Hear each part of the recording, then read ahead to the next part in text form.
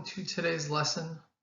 Today we are going to make a little bit of a transition. We're going to be starting a new marking period, a new unit. So we'll have a new focus. We've been doing a lot of work with short stories. We're going to transition to a writing unit. So the first thing I'd like to do is kind of talk a little bit about that connection, but also start changing the way that we look at text. So I'd like to think of today as our first intro to reading like a writer, because a lot of times when we read, we're reading to like see what's going on and see what we think about the characters and the setting and all those different story elements. But as we're starting to think like writers, we want to be looking for what are the decisions that a writer makes when they're writing, and then when I'm eventually asked to write or when I do some writing, what kind of things should I be thinking about? So we're going to try to make that transition. So with that in mind today, our goal is going to be to think about what makes a writer's writing good. I'll give you some ideas, but you kind of have free reign to decide like what do you think is making a writer's writing good. So I'm going to start by reading an excerpt from a book called Fahrenheit 451. It's by Ray Bradbury. Just give you a quick overview of the book. So in this book, it's a dystopian book, so it's kind of like their own world with its own rules. Books are illegal. The job of firemen in this book is that instead of putting out fires, they actually have hoses that spit fire, and their job is to burn any books that are found because you're not allowed to read books. It's kind of the whole thing's about like knowledge and who can have it and kind of all those things. So this is the first page of Fahrenheit 451. I'm going to read through it, and as I'm reading, be thinking about what stands out to you. Like, what do you feel is drawing you in? What is the writer doing well? Then when I'm done reading it, I'll give you some more concrete things that I'm actually looking for. It was a pleasure to burn. It was a special pleasure to see things eaten, to see things blackened and changed, with a brass nozzle in his fist, with this great python spitting its venomous kerosene upon the world. The blood pounded in his head, and his hands were the hands of some amazing conductor, playing all the symphonies of blazing and burning to bring down the tatters and charcoal ruins of history. With his symbolic helmet numbered 451 on his stolid head, and his eyes all orange flame with the thought of what came next, he flicked the igniter, and the house jumped up in a gorging fire that burned the evening sky red and yellow and black. He strode in a swarm of fireflies. He wanted, above all, like the old joke, to shove a marshmallow on a stick in the furnace while the flapping pigeon-wing books died on the porch. That's the end of the first page. All right, so as you're listening, probably some of those words or some of the things stood out there. When I'm reading, these are kind of the big things that I'm looking for. And again, it doesn't have to be these things, but like I look for them because I know that when I'm writing, when writers write, these are the things they think about. Like, what is the length of a sentence? Where am I going to start and end it? What kind of punctuation am I using? Am I using a bunch of commas? Am I using periods? Am I using dashes? Like, those are all things that a writer is doing.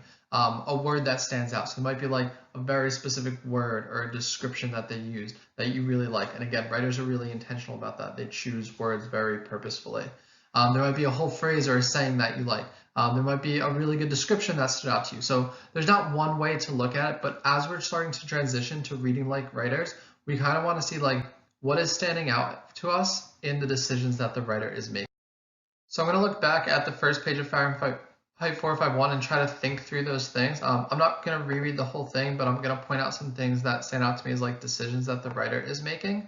And the first one is this very first line. So I guess I should have put this in my list. Also, like spacing is a decision that a writer makes. So I really liked that this line was kind of out on its own. They decided to start the book with one sentence that was completely out on its own, and it was a pleasure to burn. It's actually one of my first favorite lines to start a book, but it just like really grabs my attention. But then all the way throughout, like I really like the descriptions that they're giving. One that I really like is the one about his eyes. His eyes all orange flame with the thought of what came next. I really like that description because like it helps me to see like the orange flame is like the fire's in front of him and it's reflecting off of his eyes, but then they use that description to talk about like his thoughts and what comes next, so it kind of like puts those two things together. So I'm seeing a description there, but you might also see like in this one they use like multiple commas. So there's a comma here, there's a comma here, I think there's two in that one, but like it's kind of a long sentence. I'm going to change my color just so you can see. It starts up here and it ends down here, so it goes on for like 5 lines, I think. So there's just like a lot of different descriptions in there that are going on. So that's one thing that I'm noticing.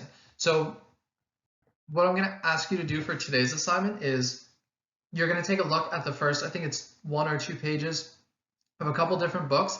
And for each one, I'm just going to ask you which sentence stands out to you. So you're going to pick the one sentence that you thought was the best written sentence in there. And then I'll ask you why that was standing out. So you can use some of those things that I pointed out as like, this might be what you're thinking about or why this sentence stood out, or you can totally go with your own. So I'll read one more of the excerpts and I'll leave the rest for you. I'm choosing to read this one because I really like this one, so I want to read it one more time. But the excerpt is from The Book Thief. It's by Markus Zusak. So the story is, the thing that's really cool about the story is that it's told with death as the narrator, like the person who walks around with like the black robe and the scythe and is like coming to get you. So death is telling the story about the Holocaust, and he specifically like gets attached to this one girl's story. So he's telling that girl's story. But Death starts out by introducing themselves. So I'm going to read Death's first page, and you can see this one does a lot of that, like what intentional decisions is the writer making. Like it looks very different than, you know, a normal book or a book that's written just like as a big paragraph. Death in chocolate. First the colors, then the humans. That's usually how I see things, or at least how I try. Here is a small fact. You are going to die. I am in all truthfulness attempting to be cheerful about this whole topic, though most people find themselves hindered in believing me, no matter my protestations. Please, trust me. I most definitely can be cheerful. I can be amiable, agreeable, affable, and that's only the A's. Just don't ask me to be nice. Nice has nothing to do with me. Reaction to the aforementioned fact. Does this worry you? I urge you, don't be afraid. I'm nothing if not fair. Of course, an introduction, a beginning. Where are my manners? I can introduce myself properly, but it's not really necessary. You will know me well enough, and soon enough, depending on a diverse range of variables. It suffices to say that at some point in time, I will be standing over you, as genially as possible. Your soul will be in my arms. A color will be perched on my shoulder. I will carry you gently away. At that moment, you will be lying there. I rarely find people standing up. You will be caked in your own body. There might be a discovery. A scream will dribble down the air. The only sound I'll hear after that will be my own breathing and the sound of the smell of my footsteps. The question is, what color will everything be at that moment when I come for you? What will the sky be saying? Personally, I like a chocolate-colored sky. Dark, dark chocolate. People say it suits me. I do, however, try to enjoy every color I see, the whole spectrum. A billion or so flavors, none of them quite the same, and a sky to slowly suck on. It takes the edge off the stress. It helps me relax. A small theory. People observe the colors of a day only at its beginnings and ends. But to me, it's quite clear that a day merges through a multitude of shades and intonations with each passing. All right, so that is our first 2 pages of The Book Thief. Your job will be to pick out which one of all those sentences do you think was the best, and then think about why. I'll just run through real quick kind of what all the other titles are. So we have Children of Blood and Bone by Tony Adeyemi, and that's the page for that. Everything, Everything by Nicola Yoon, and the pages for that. 1984 by George Orwell, another dystopian. And then finally, Simon vs. the Homo Sapiens Agenda by Becky Albertalli. And those are the books that you will go through and try this activity for, again, to get us in the mindset of thinking about what makes a writer's writing good and transitioning to that idea of reading like a writer.